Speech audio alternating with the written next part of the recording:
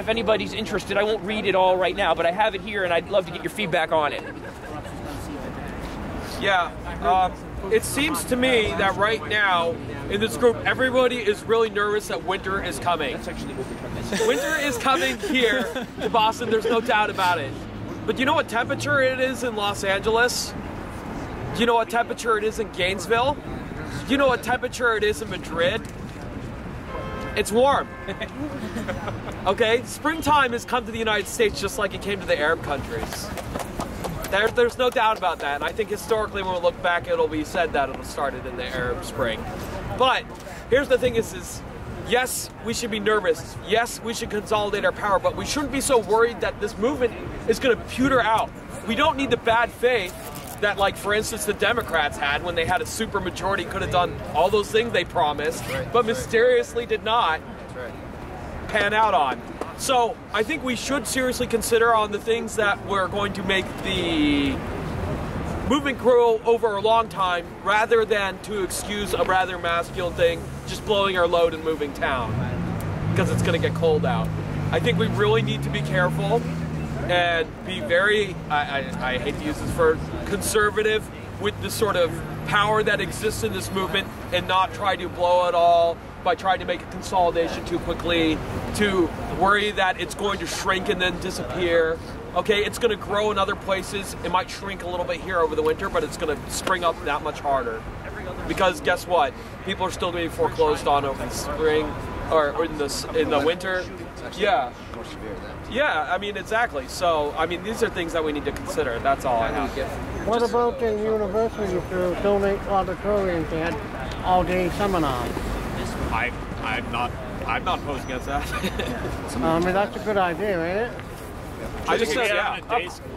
A quick point, it wasn't quite addressed during the opening speech, is about the co-option. Obviously the Democrats are corrupt, irreformable, and something we should completely stay away from unless we want to end up like Jesus when he embraced Judas. Secondly, in terms of co-option, there are certain ideas that really should not be welcomed here, and I'm going to come out and say that those are the libertarian Ron Paul ideas. All Ron Paul wants is to get rid of the Fed, and that will supposedly end all our problems, and we can have unbridled free market capitalism where you can die in the streets, and your kids can go to work in the mines at 8 years old, back in the good old days. Well, guess what? Those ideas should not be welcomed here. We do not want better capitalism, better for the 1%. We want to get rid of it. That's it. Good man. I think it's taken so long for people to get active because so many people are sort of comfortable with how things are here, and because they beat it into our heads that this is the way freedom is.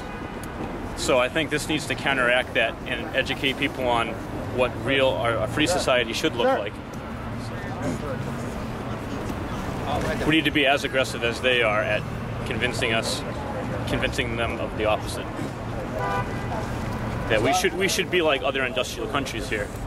We're actually behind. I think that's why we need to have faith in this movement, though. Because that definition of freedom, in a certain sense, it's as real, it's as tangible. It's the reason why people are dying in Africa, for instance, is for people's freedom here in the United States. Part of the reason that we are not able to articulate that, and instead of trying to push certain types of reform on this as concrete demands, we need to, in a certain sense, work through this camp, through the 99%, the new definition of what it means to be freedom. That's not attached to labor as a commodity. That's not attached to this idea of suffering that goes on around the country and in this country. And I think that us finding that voice is something that we're going to have faith in and work inside of, rather than try to, push immediate concrete demands. Not that we can't make those, but we just have to be super careful about that because it's so easy to be involved. Just a quick reminder, anyone who came in late, please raise your hand. Let's get on stack. We want to give people who haven't had the opportunity to speak priority over people who have already. Anyone else would like a chance to speak your hand? I already have a stack lined up. Good chance to speak, sir. Go ahead. Okay. I don't know how much this has been brought up, but one demand that the occupiers need to speak out on and establish is the legitimacy of using this particular tactic. The fact is, Dewey Square and Zuccotti Park are being occupied right now because there's a very nice legal loophole that makes it hard to evict the protesters without a change in New York's laws and a change here. But that change is coming if we don't prevent it. And once that happens, once those loopholes are closed, the police here and in New York can evict the camp anytime they feel like it.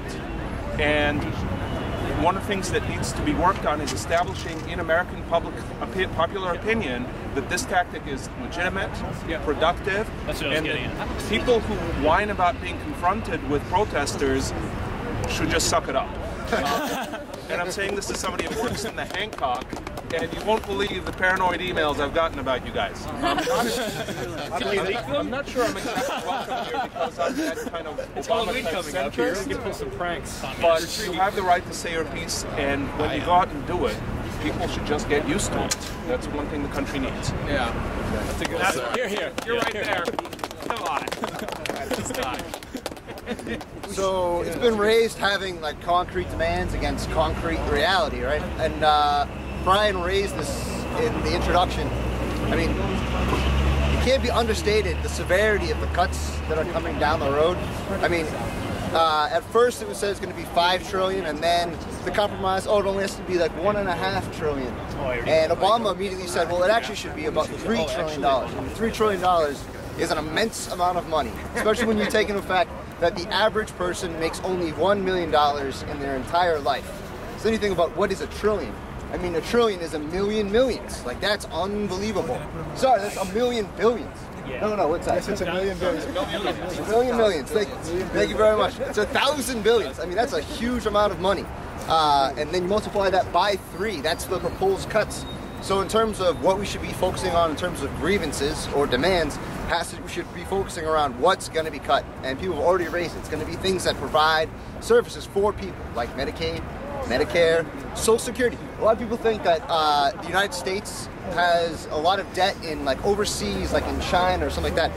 As a matter of fact, the U.S. is most indebted to itself, or to us, the working class. It's most indebted to Social Security. So if you owe somebody $3 million, you can either pay them, and only if you owe them $3 million, you really owe them $5 million or more with interest, or you can just get rid of that person, and then you don't owe them any more money. So that's why they want to cut Social Security. That way they don't actually have to pay back our future, the working class itself. So all these cuts, I mean, that's where we should be focusing our attention, is the attacks that are coming down the road. I mean, we need to be ahead of the curve in a lot of ways. There's a lot of people who are not going to be aware of what's happening until it's already happened. They won't realize that Medicare and Medicaid is cut until they go and apply for it, and they can't get access to it. So that's why we're putting forward the fight for jobs like cuts. Normally calling for jobs is not the most radical thing, but right now, calling for cuts instead of, calling for jobs instead of cuts is a really progressive thing. Unfortunately, it's a radical thing at this stage. It shouldn't be. It should just be a simple demand. But now, at this stage, I mean, calling for those things, calling against, as Tim said, as a defensive measure, calling to defend what we do have. All these things that were hard fought for and won through struggle, we have to pick up that struggle once again. What about making the people that are making about $200,000 pay into the Social Security system, which they don't pay now? Absolutely. Good point. Tax the rich, exactly. Tax the rich. I want to say that this is the largest political discussion I've had the entire time I've been at Occupy Boston, and I want to thank you all for being here. I really appreciated your point. I've seen a lot of discussion come out of specifically Occupy Chicago because they've been shifted from park to park to park. They don't maybe have the same loophole that we have. So we do need to be clearly stating that public space should be a space for these kinds of things. Should it only be a space so they can host a food truck festival so they can make money off of our public spaces? No. It should be a space in which people can participate with one another and have discussions about their lives. The decisions they can make about their lives. Just like Marble Arch in London. Marble Arch, yeah. Yeah, they had a speaker's corner. Joe kind of has stressed this idea of one demand. I have one demand that I put forward to quite a few people at this camp, and even when I don't frame it under the framework of socialism, it sounds like a really good demand. And my demand is democratic control of the means of production. What does that mean, right? That means what gets made, who gets paid for it, who has access to it. Can I unstack?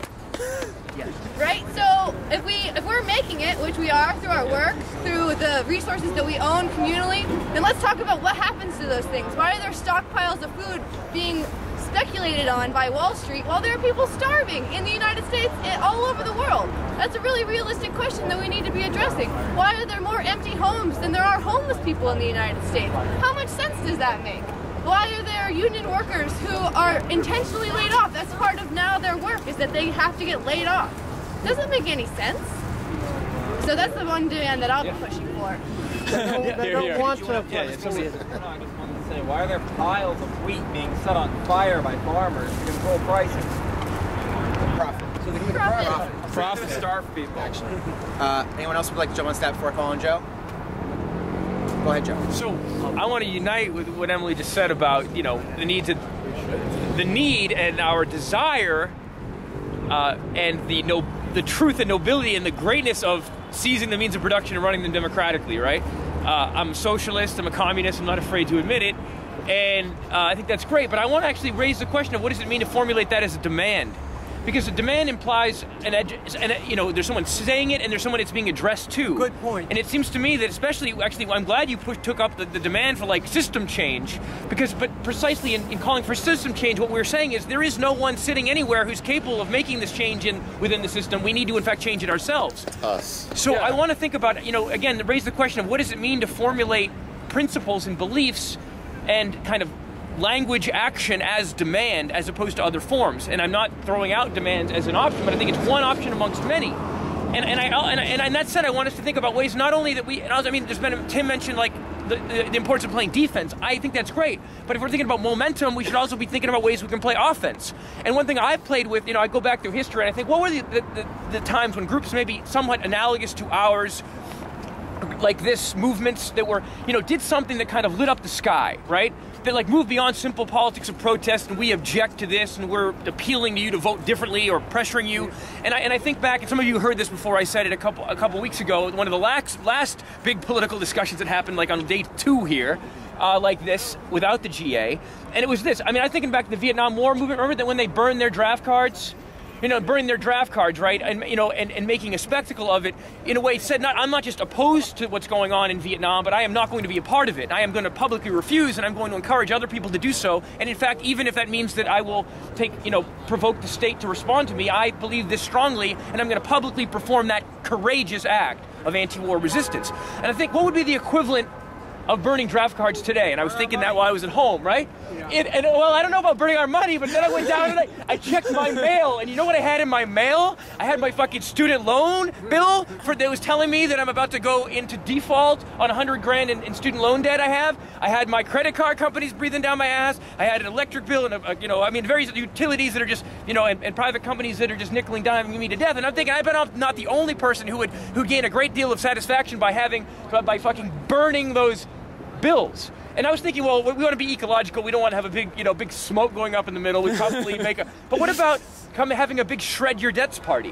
What about raising the issue of a debt strike and debt resistance? What about reintroducing the concept of jubilee into the culture, which is to say the idea of canceling all debt? If we think back to what the catalyst for the housing crisis of 2007, 2008, the big financial collapse, it was arguably an unconscious debt strike by workers who couldn't actually afford to pay the scandalous mortgages that had been kind of, predatorily, offered to them, right? This system depends not only upon working people's labor and complacence and us being the drones so they can be the predators, right? But also upon our continued paying our debts, which a lot of their speculative capital is invested in like the future return on our student debts, our mortgages, our consumer debt. So I'd like us to think about ways in which we can try to activate and provoke people to think and call into question the system, but not in ways that actually re-empower the system by pretending like it can give us what we want, because it can't. So how can we create, and I don't have the answer, this is one idea I've been thinking about, but I want to propose a shred your debts party, where we come and we can mulch the fucking debts. We'll have to be secure about it, mulch it, maybe we can make a big paper mache monster of, like, the monster of debt. We can roll it right down the avenue, and then we could torch it. You know what I mean? Things that I want us to think about how we can incite rebellion, even in places we don't even expect it. How can we use this space to provoke people, and maybe even just a statement that's not even just a debate, a statement of demands, but it's like, if you rebel against the system in a principled way that is in line with our general ideas about, you know, not like non-terrorist shit, you know, then we support you. We have your back. You know what I mean? Maybe, I mean, we can also think about ways like that. I mean, think creatively about how we can use language and symbolism and video to provoke people to rebel against the system that almost 99% of us know is rotten in some way. But I don't know if demands is the only way. I think demands is one way, and I want it to stay on the list. But I want us to also think outside the box, if you will, in that respect. Hey. Yeah. All right, here. All right. What about boycotts too? That's another thing. Boycotts. You get some ideas? Yeah. Yeah, that's a powerful. You got to be targeted with boycotts, right? You can't boycott everything at once, right? You just starve to death. Gandhi did it. Can I say something? Gandhi did it. Can I say something? I mean, I'm not the rules. I'm just sure I'm recording. I'm kind of sympathetic to what you're saying. There's another model. Okay. And it's slow. I hope so. Anyone been in SNCC? Been in? You know what SNCC is? Yeah. Okay, SNCC meetings in Ruleville. Places like that. Bob Moses would sit silent for 12 hours without saying a word and listen to local folks talk, right?